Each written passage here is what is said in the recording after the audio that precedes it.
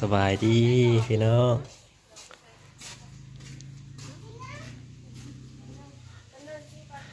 สบายดีประจุทุกคน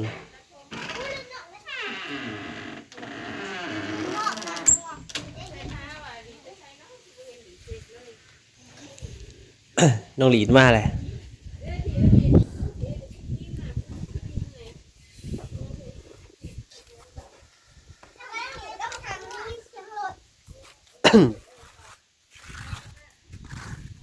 เอาเล่นยังลูกเอาเล่นจ้ะหน้าเนื้อเห็ดเค้กแล้วเบิ่งดูล่ะบื้นอยู่นี่แหละพี่น้องคนน้อยก็บื้นขึ้นบื้นลงอยู่นี่แหละ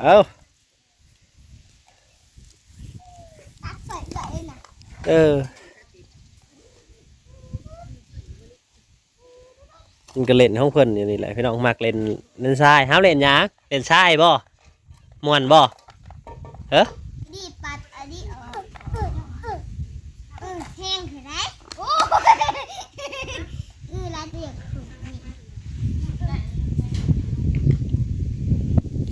บ่ล้มง่ายเด้อขึ้นลงกองทรายนี่เบิ่งบื้นเอาผูกความเก่งพี่น้องเอ้ยบื้นเค้กไม่คือหันไว้พี่ต่อตีหนังกระดมพี่มือนี่ทันจะสั่งเค้กไงเอาแขวแบบเรียนเวียกยังไงล่ะลงไปนะ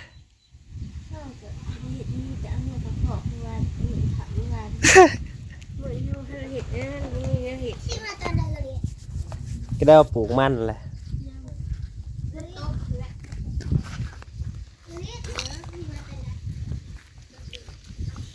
เป็นหิดเค้กแต่หัวใจแล้วหิดเตาหมักแล้วก็ได้เล่นทรายเลยสุดใจเพื่อนนะบนจากซนยังก็ได้นะขอเล่นทรายนะคอยหมักแล้วchạy đấy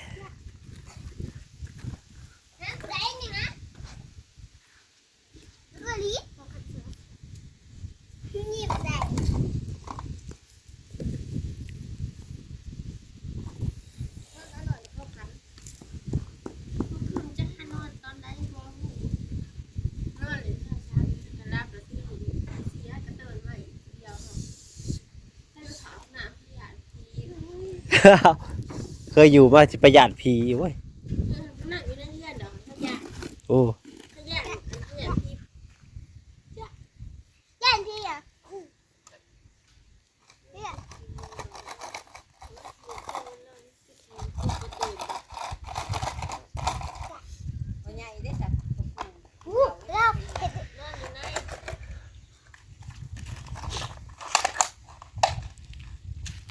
บรรยากาศคึมพี่น้องบรรยากาศคึมแบบนี้เหมาะกับทัดว่าหน่อยเล่นดีไซน์บอกหาหน่อยเล่นดีไซน์เหมาะเลยเนาะใช่เนยนะพาเล่นดีไซน์นะเล่น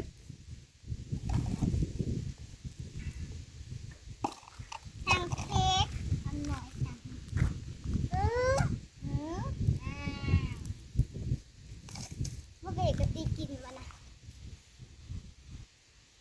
ถ้ามือนี้กินเราคนนี้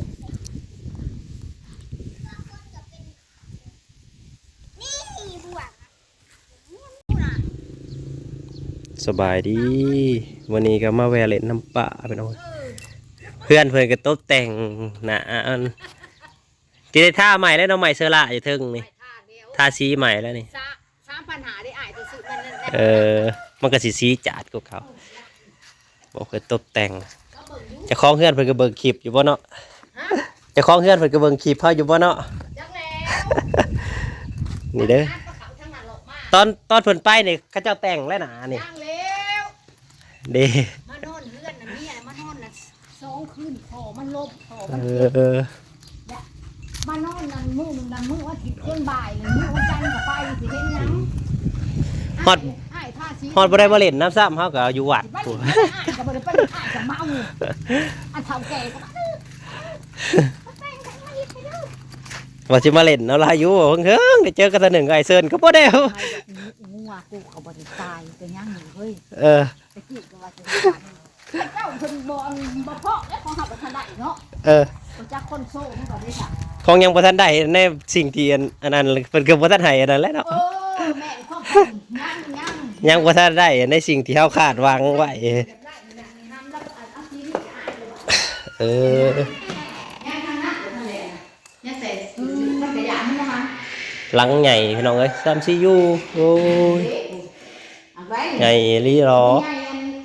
กินยาเนี่ยดูนี่สุกนี่พากันเนี่ย อ๋อ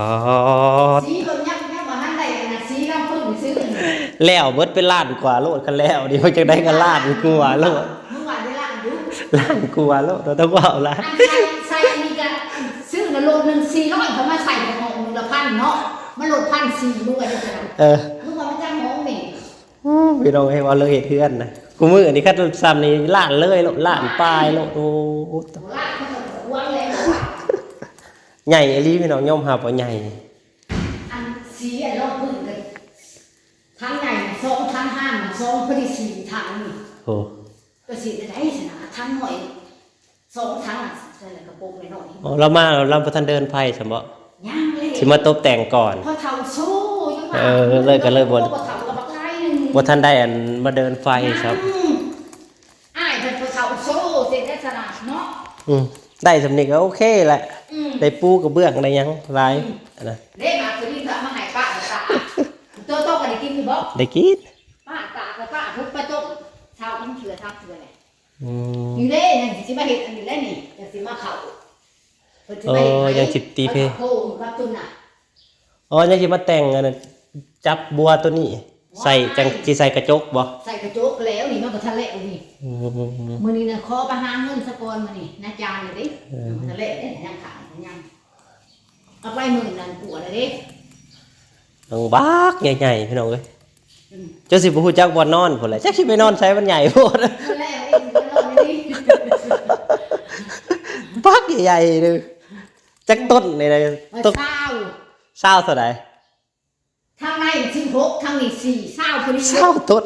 เช้าต้นพ ป อ อ ดี ตพี่น้อง ห เอ้ น้าย สีน่ะตักอยู่น่ะ เพื่อสิได้บ้านหลังนี้ก็ทำงานจุนสิว่าได้แล้วก็ได้ ได้มาเบิ่งดูล่ะ ฮะ นี่น่ะสีอ่านแล้วแต่มือหักติดตรงนี้มันหลิบ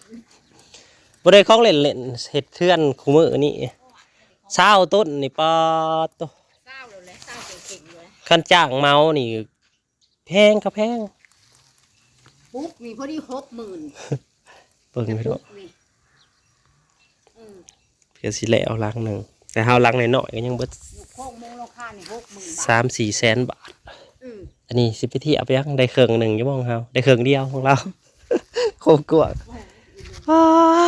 เนาะ เออ เนาะเดี๋ยวเราทำเข้าไป โอ้ยอยู่แบบสบายเลยแหละ มาเบิ่งกันทางนอกก็คือว่ามันน้อย ไผเพิ่นไปเฮ็ดมานอนอยู่นี่ ป้านี่นแหละมือบุญหอยปังกับกลางมุกนี่นอนข้างหมอลำ ฟังว่าลำเรื่องอยู่นะให้ปังผู้ หมอลำกลางมุกนอนนี่แหละมือได้หอยปังมาเอามุกมากลาง แป้นไม่ใช่เบิดอันนี้ ออกจุดผูกนี่บ่เข้าไปเฮ็ด อ๋อเขาเอาเป็นเขตห้าน เฮ็ดฮะนั่นแหละมันสิได้บ่เขาบ่เฮ็ด อ๋อ เอาไป ฮอดใส่เลยเพิ่นเฮ็ดนะ ไหว้นี่มันนี่ก็จับแล้วเนาะอันนี้เฮ็ดแล้วอันนี้มัน อืม ยังทางนี้แต่ว่าแรกก็เพิ่นได้สร้างเพิ่นเขาก็ว่าบอกนี่เด้ โอ้บัวหนา12บ่หรือ10 ว่ามันบ่เข้ากับตัวน่ะ ประมาณ10เนาะ อืม 10หรือ12โอ้บ่จ้ะ เขาจังน่ะมันบ่เข้ากับตัวน่ะ เออ เขาก็เฮ็ดเอาไว้ไง 10ไปแหละบัวหนา10เสาเพิ่นก็เฮ็ดเอาหลอดแท้น่ะ บอกแต่คือเดี๋ยวเกิดเอาดินบล็อกใส่จะเห็ดอันนั้นก็ยากแล้วได้สะโพกจะเห็ดไทยเองฉันเอาแบบนี้เล็ดดีอีกกระสิบว่าเลยตัวตีถิ่นเห็นบอกตีถิ่นกับบลายหนึ่งเนาะ ตัวก่อคือนาตีถิ่มบ่ ตีถิ่นแล้วว่างสีเพ่งอยู่กับห้องน้ำคนเด้ อืม ว่าห้องน้ำคุณ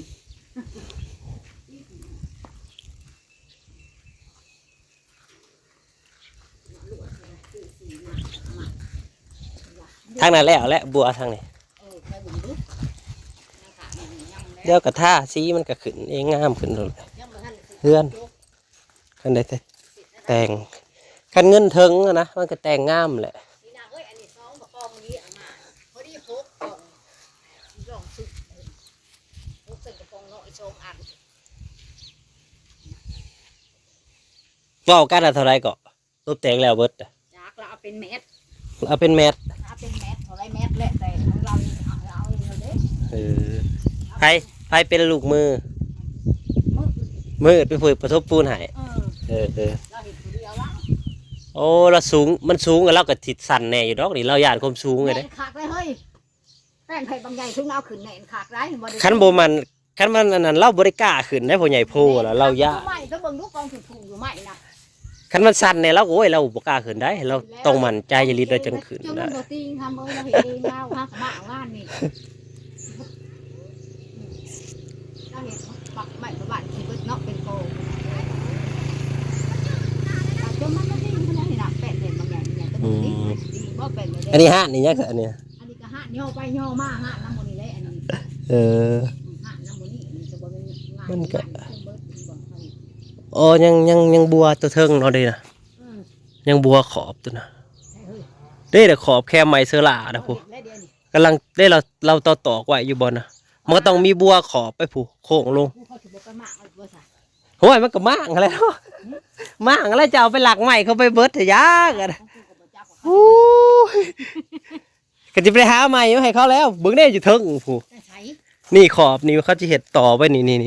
ติเฮ้ย หน้าบองต่อไว้นะมันก็ต้องมีบัวต่อไปผู้ โอ้ยเขาคือมาเอามาอีกแล้วอันนี้ติเฮ้ย เออ เฮ้ยเมื่อสิน่ะ มันก็สิต่อขอบยาวมาพี่ลงพี่มันจะสีงามเนาะ เอาใหม่กูไปเบิดหน้าบ้านมันเรื่อย เจ้าเลยไปหลักใหม่เขาไป ๆว่ากูบอกไปแล้วแล้วกูก็บ่จักต้องมาบอกกู แต่นะเขาจะไม้ไว้เลยดินะบัวเทิงสุดแต่แค่ไม้เสื้อลาแล้วมันก็ไต่ยาวไปเลยผู้มันก็เสียนบักใหญ่เลย เอาใหม่ไว้เบิดใหม่ก็ตัดอีกก็ไผ